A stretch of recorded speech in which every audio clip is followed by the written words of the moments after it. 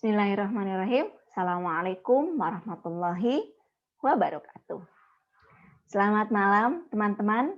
Mudah-mudahan kita semua selalu dalam keadaan sehat walafiat dalam lindungan Allah Subhanahu wa Ta'ala, dan tentu kita semua berdoa mudah-mudahan pandemi ini segera berakhir dan tetap kita sama-sama mematuhi protokol kesehatan demi keselamatan kita bersama. Kali ini kita masuk di pembahasan bakat thinking talent dalam bakat intellection.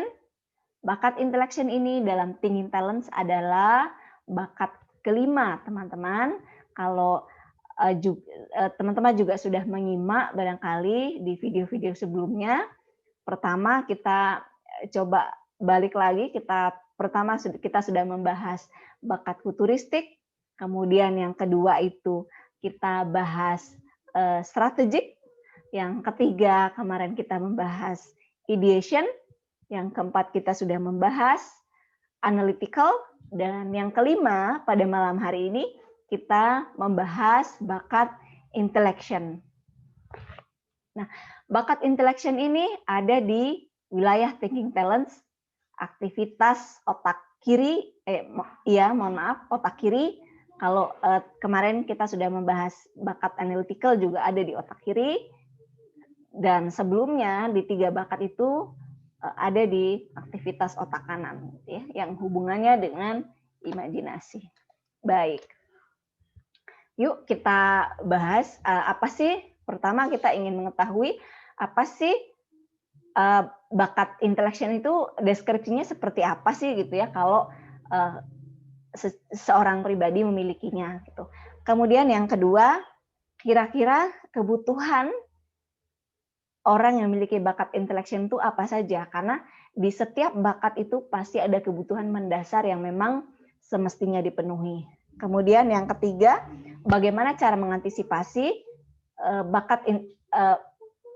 kemungkinan-kemungkinan yang mungkin akan menjadi bisa jadi problem gitu ya kalau kita tidak menyadari itu. Kemudian yang keempat, bagaimana cara mengembangkan bakat intellection ini kalau teman-teman barangkali ada yang memilikinya. Dan ini termasuk yang dominan, bisa jadi nomor 1, nomor 2, atau masih dalam 7 bakat yang dominan. Kemudian kombinasi bakat untuk menemukan satu aktivitas produktif itu kira-kira bakat apa saja yang dibutuhkan atau yang bisa mendukung gitu ya, mendukung bakat intellection ini untuk menjadikan seseorang bisa produktif dalam aktivitas yang digeluti atau yang diinginkan. Gitu. Lalu jika lemah bagaimana caranya agar kita bisa tetap produktif tanpa merasa terganggu, tanpa merasa kita kok seperti tidak menerima gitu. Kenapa ya kok dia begini-begini. Sementara jika kita sadari kita lemah, kita bisa membangun kolaborasi bersama orang lain, tentu itu sesuatu hal yang bisa menjadikan kita makin baik ke depannya. Kemudian komparasi bakat apa saja yang dibutuhkan atau menjadikan seseorang itu bisa makin baik gitu ya dalam aktivitasnya. Itu ya. Nah, pertama kita cari tahu yuk, kita coba bagaimana sih gambaran jika seseorang atau seorang pribadi memiliki bakat intellection. Secara deskriptif, sederhana bisa saya gambarkan bahwa orang yang memiliki bakat intellection ini itu senang sekali berpikir, aktivitas berpikir itu adalah sesuatu yang dia merasa sangat bersemangat untuk menjalaninya gitu. Mereka jika memikirkan sesuatu itu dia akan terdorong untuk menemukan substansinya apa sih gitu dari yang dibahas gitu, dari yang difikirkan itu lalu muaranya di mana gitu, inti substansi yang disampaikan apa kalau misalnya itu sebuah pembicaraan. Kalau itu sebuah pemikiran, lalu sampai ke akarnya itu di mana gitu. Apa kesimpulan dari intinya itu apa gitu ya. Kesimpulan dari hal-hal yang ada gitu. Sehingga orang yang memiliki bakat intellection ini bisa kita gambarkan orangnya memang senang mikir gitu ya. Apa saja bisa jadi pikiran gitu. Bahkan dalam diam pun sesungguhnya dia tidak diam, dia sedang berpikir gitu. Sehingga kebutuhan orang yang memiliki bakat intellection ini tentu jelas sekali dia memiliki kebebasan untuk berpikir, dia senang sifatnya introspektif gitu ya. Introspektif, mohon maaf, keliru. Dan dia terdorong untuk senang dengan diskusi, senang berdiskusi, menyukai pembicaraan-pembicaraan yang itu secara mendalam gitu. Kemudian tentu saja kebutuhannya itu mereka butuh keleluasaan, butuh ruang untuk berdiskusi, untuk membicarakan hal-hal yang menurut dia itu bisa sampai pada esensinya. Teman-teman yang juga memiliki bakat intellection ini biasanya kita bisa kategorikan biasanya pribadi yang soliter gitu ya. Dia senang dengan aktivitas yang sendiri gitu. Karena dengan sendiri, dengan hening, dengan sepi itu justru dia merasa menemukan keleluasaan untuk mendiskusikan, memikirkan sesuatu sampai pada tahap yang mendalam. Kemudian bagaimana cara mengantisipasi ya jika ada hal-hal yang memang sekiranya sering dianggap mengganggu bagi orang lain misalnya. Kadang-kadang orang-orang yang memiliki bakat intellection ini bukan tidak mungkin dia kalau misalnya dalam obrolan itu ketika dia bertemu dengan orang-orang yang tidak mampu memahami dia, itu seringkali dianggap terlalu jauh gitu, terlalu melangit gitu ya bahasa orang-orang gitu. Yang tidak paham tentu saja yang belum paham akan bakatnya gitu. Senang membicarakan sesuatu yang mungkin bagi orang lain itu terlalu jauh jangkauannya. Belum waktunya gitu mikirin itu gitu, membicarakan itu. Bisa jadi kita menemukan orang-orang yang memiliki pemikiran seperti itu. Sehingga teman-teman yang memiliki bakat intellection harus menyadari itu ya agar kita tidak perlu merasa terganggu. Kemudian bagaimana sih cara mengembangkan kalau misalnya teman-teman memiliki bakat intellection ini? Pertama, cobalah untuk belajar tentang bagaimana cara berpikir gitu ya, mempertajam pemikiran. Ada beberapa hal yang mungkin perlu kita pelajari. Misalnya sekarang itu jarang ya kita belajar tentang bagaimana sih cara belajar yang baik dan benar gitu. Itu bagi orang-orang yang memiliki bakat intellection itu menarik karena dengan begitu dia akan bisa mengatur gitu ya, mendalami sesuatu sesuai dengan bakatnya dia, bakat dominannya. Kemudian menemukan cara yang paling tepat untuk menyampaikan konsep yang sudah direnungkan. Nah, seringkali orang-orang itu mengalami kesulitan untuk memahami bahasa teman-teman yang memiliki bakat intellection karena tadi dianggap melangit dan sebagainya. Sehingga kita butuh belajar bagi orang yang memiliki bakat dominan intellection ini perlu belajar bagaimana menjelaskan sesuatu yang dipikirkan, sesuatu yang sudah direnungkan tadi dalam bahasa yang ringan, mudah dipahami orang, sehingga apa yang sudah kita hasilkan dari perenungan, dari proses berpikir kita bisa diterima orang, bahkan mungkin bisa menginspirasi orang lain gitu.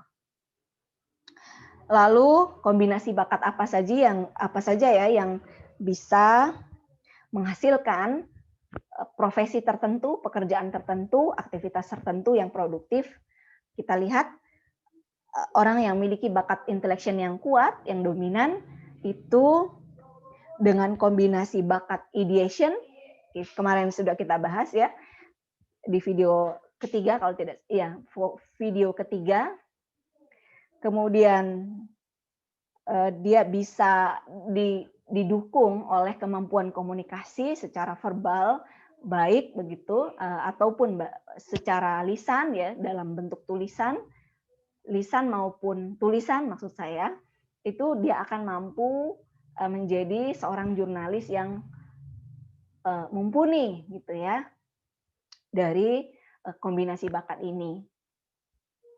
Kemudian seseorang yang memiliki bakat intellection ini juga bisa menjadi edukator, aktivitasnya mengedukasi orang lain dengan kombinasi bakat yang mendukung tentu saja seperti bakat communication ini, kemudian connectedness ini bisa memberikan nasihat, saran kepada orang lain untuk memiliki satu perspektif yang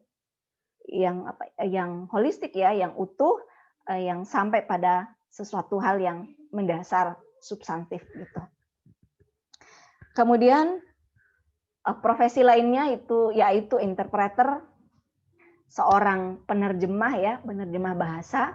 Ketika orang yang memiliki bakat intellection ini didukung dengan bakat communication, dia mampu mengkomunikasikan, kemudian mampu memahami substansi, mengalih-artikan satu bahasa tertentu ke bahasa yang lain. Itulah pekerjaan aktivitas interpreter yang itu bisa menjadi satu pilihan bagi teman-teman yang memiliki bakat intellection ini, begitu. Karena bahasa itu adalah satu konsep sehingga orang-orang yang memiliki bakat intellection dengan mudah mengalih bahasakan, menerjemahkan konsep tersebut yang dia pahami ke dalam bahasa lain begitu ya, mengalih bahasakan ke bahasa yang lainnya. Kemudian itu ya teman-teman yang bisa saya jelaskan. Mohon maaf, komparasi bakat ini tadi ya, bakat intellection, aktivator ini akan menghasilkan orang yang tidak hanya mikir tapi juga dia cepat bertindak. Jadi ketika dia menemukan substansi, dia bisa menindaklanjuti, follow up, bisa dalam bentuk tulisan, sharing secara lisan dan sebagainya. Kemudian bakat intellection, kombinasi bakat communication tadi akan sangat bagus sekali karena dengan hasil pemikirannya dia bisa mengkomunikasikan, menulis, jika dia memang punya skill menulis, bisa dengan secara verbal, lisan, jika dia memang didukung oleh public speaking yang bagus, yang baik. Itu saja sekilas sedikit tentang bakat intellection ini dengan kombinasi dan sebagainya. Oh ya, yang saya lupa sampaikan,